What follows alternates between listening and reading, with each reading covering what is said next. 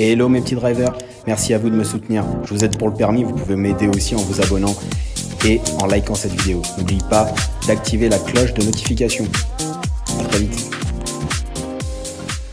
Donc, on va conduire en et hors agglomération. Le but c'est de travailler des objectifs de compétence 2.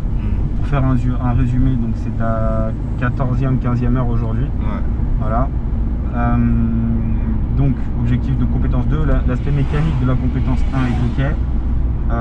Et l'idéal, ce serait donc de voir le marquage au sol, la signalisation, s'orienter, faire attention aux distances latérales de sécurité, travailler éventuellement les giratoires et revenir par voie rapide.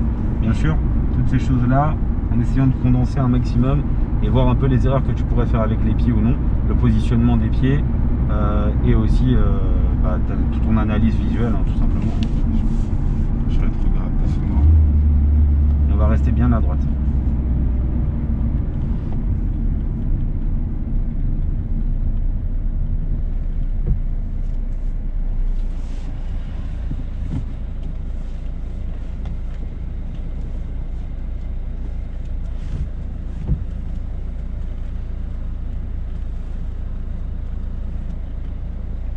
Ouais, on va faire ça. Donc il y aura beaucoup de... On va aller dans une zone pavillonnaire. Ouais. Où il y aura beaucoup de tournants à droite, à gauche, d'accord, Ouais. avec beaucoup d'intersections. Il n'y a pas mis de clignotant. Ouais, ça arrive souvent ça. Ça, tu l'as vu à ta école? Non, parce que des fois les gens le mettent pas. Hein. Je passe la 3. Et je suis de 3.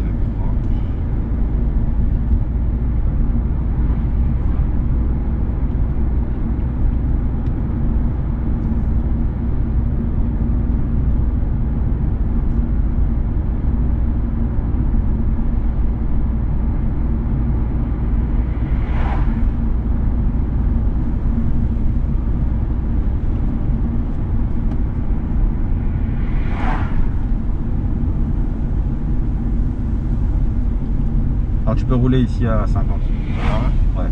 Parce qu'en fait le 50 il est juste derrière là. Et en fait il y avait du scotch, ils ont juste oublié de l'enlever. Donc c'était déjà un rappel 50. Si tu veux, il y a eu des travaux ici, ils ont juste oublié de retirer le panneau d'avant.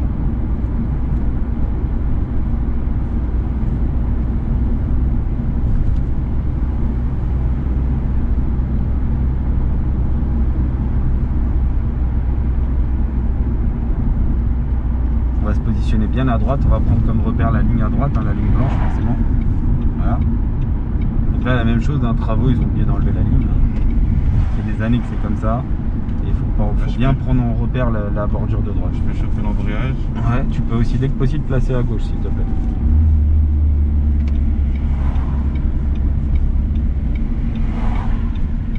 Et on suivra la direction de Joinville.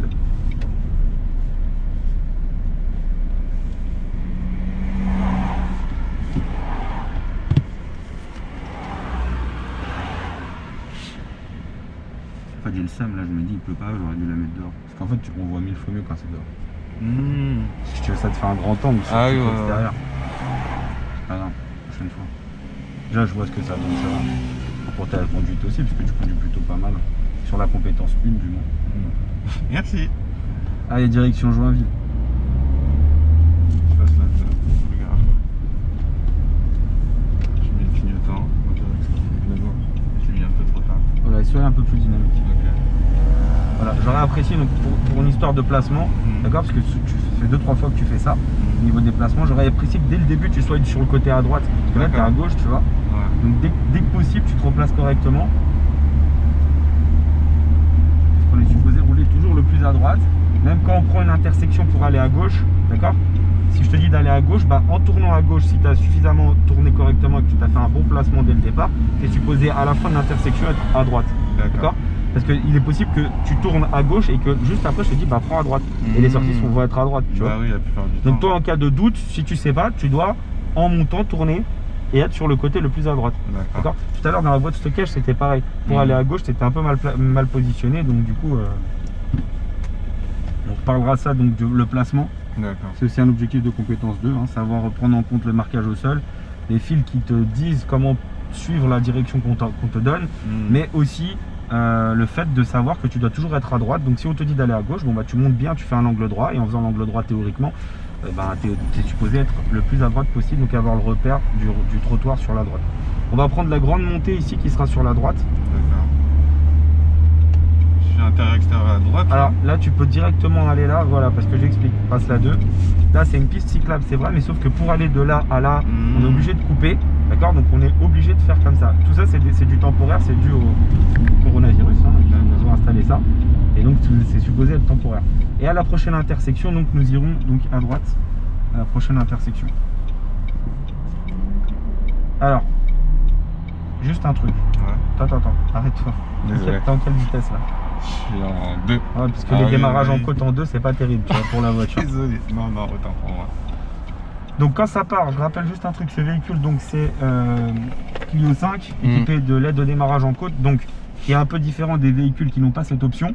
On va justement en parler là. Quand tu vas démarrer, tu débrayes, tu passes la première, tu lâches le frein, tu as 3 secondes, d'accord, pour trouver le point de patinage et y rester.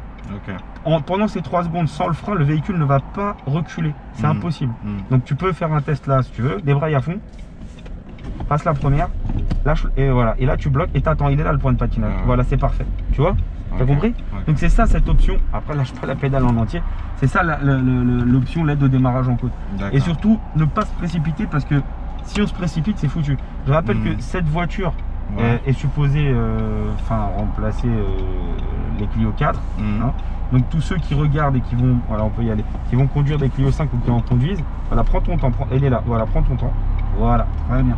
Et ensuite donc on ira à droite. Sachez qu'il faudra faire de cette manière et non pas faire comme d'autres façons au niveau des pédales qui ont pu être vues sur des tutos, notamment je bloque le frein, je lève au point de patinage, ça tremble, je lâche le frein, j'accélère et je relève, et encore moins avec le frein à main, puisqu'on n'a pas besoin du frein à main avec cette option et sur ce véhicule. C'est bien aussi parce qu'en termes de, là on va parler un peu de mécanique, mais il faut savoir que les démarrages en côte en auto-école, c'est ce qui explose le plus les embrayages, c'est ce qui le consomme le plus. Grâce à cette option, l'embrayage a une durée de vie qui est plus allongée. Très bien, et on continuera. Donc dès que possible, je vais te demander tout au bout de la rue, je vais aller à gauche. Tout au bout de la rue, je vais aller à gauche. D'accord. Je peux rester en première?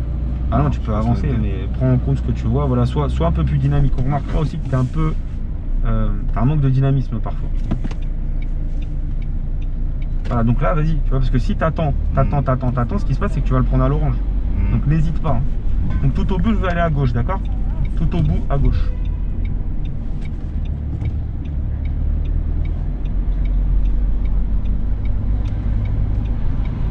Voilà, maintenant écoute bien.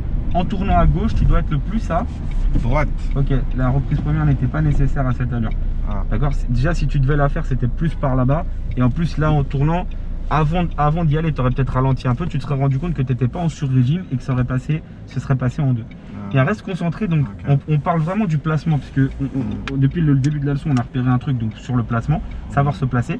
Arrivé à cette intersection, je te dis d'aller à gauche, effectivement tu tournes à gauche et tu devrais être placé le plus à droite. Voilà, parce que si tu tournes à gauche, placé à gauche, tu vas voir ce qui risque de t'attendre après derrière.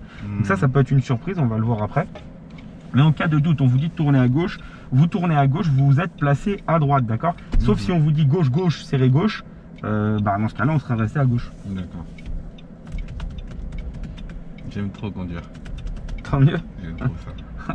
Après, oublie pas ce que je t'apprends là, toutes ces astuces, c'est vraiment pour obtenir le permis en conduite académique. Il va de soi que quand tu auras le permis, souvent les gens tournent à gauche, se serrent à gauche et ensuite ils veulent aller à droite, ils se placent à droite avec un coup d'œil sur le rétro et ils y vont. Vraiment, on est vraiment sur une conduite académique, on essaye de minimiser la prise de risque au minimum. Hein. On ne prend jamais de risque.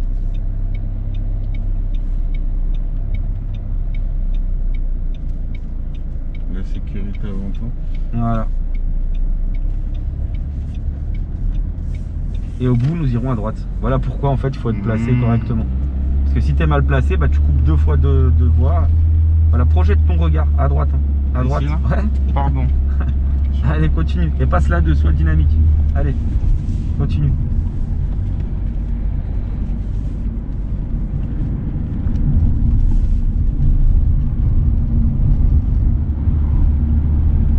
C'est limité à 30, on est d'accord? Ouais, c'est limité à 30.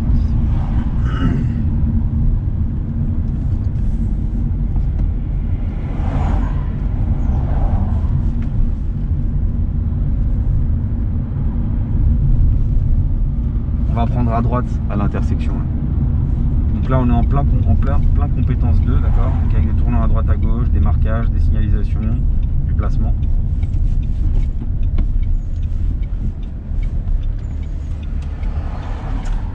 Alors je vais te poser une question qui a son importance. Est-ce que cette rue est à sens unique ou à double sens? Elle est à sens unique. C'est faux, elle est à double sens. Ah, Tu sais pourquoi? Parce que là à gauche il y a des panneaux dos à toi. d'accord. Serre un peu la droite.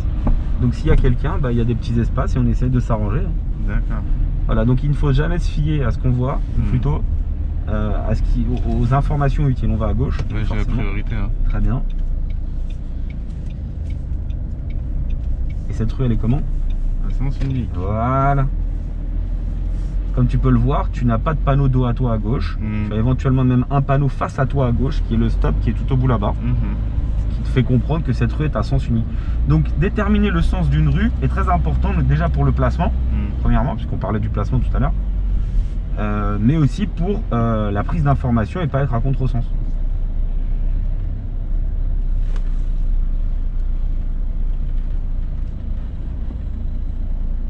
Et nous irons toujours tout droit ensuite.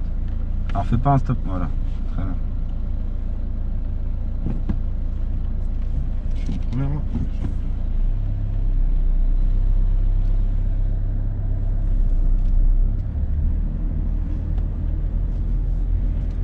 Voilà, n'hésite pas à mettre un peu plus de dynamisme dans ta conduite. Je répète, mais tu sais, c'est pour pas qu'il y ait cet effet de lenteur, genre rouler en première longtemps, tu vois. On passe la 2, tranquille, on est à 30, il n'y a pas de problème.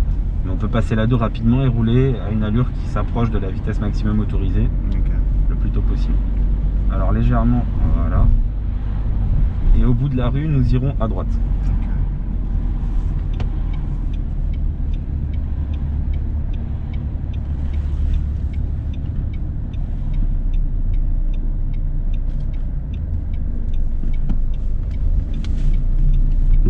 D'accord.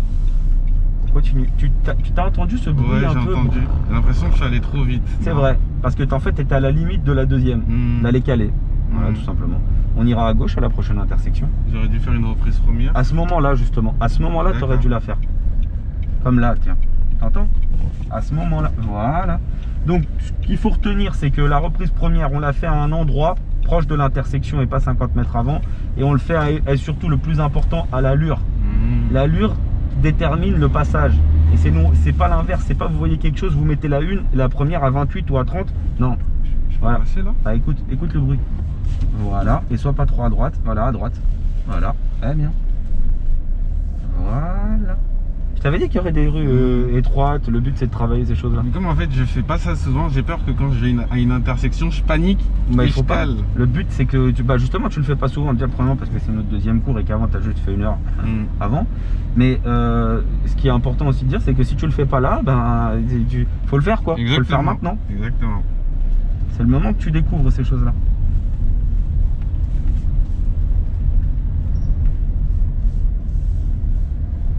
Voilà, on ira là-bas. Parce qu'en cas de doute, c'est un sens interdit.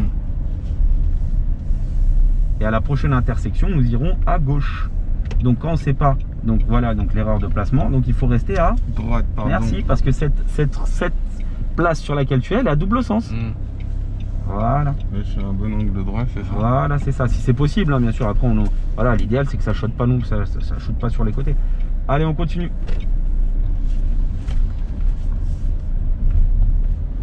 Donc toujours être placé le plus à droite. On va suivre, donc devant toi il y aura une petite intersection.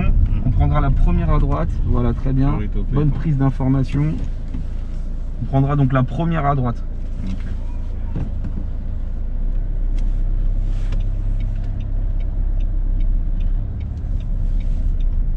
Alors on peut pas, il y a le marché. On prendra la deuxième à droite. Parce qu'aujourd'hui on est samedi. Donc il y a allez, un peu plus de dynamisme si c'est possible. Voilà. Là j'ai vu, t'as vu le monsieur, mais voilà, on y va. Comme je disais, on va avoir souvent cette sensation de lenteur sinon. D'accord.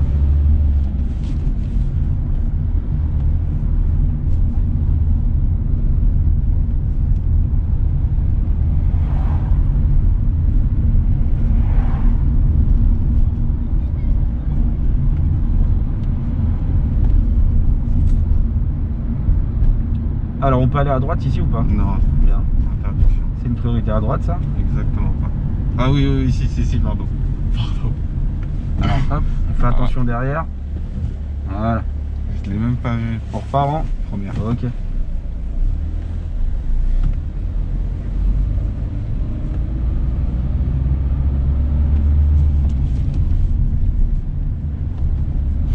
On suivra la déviation. On n'a pas le choix.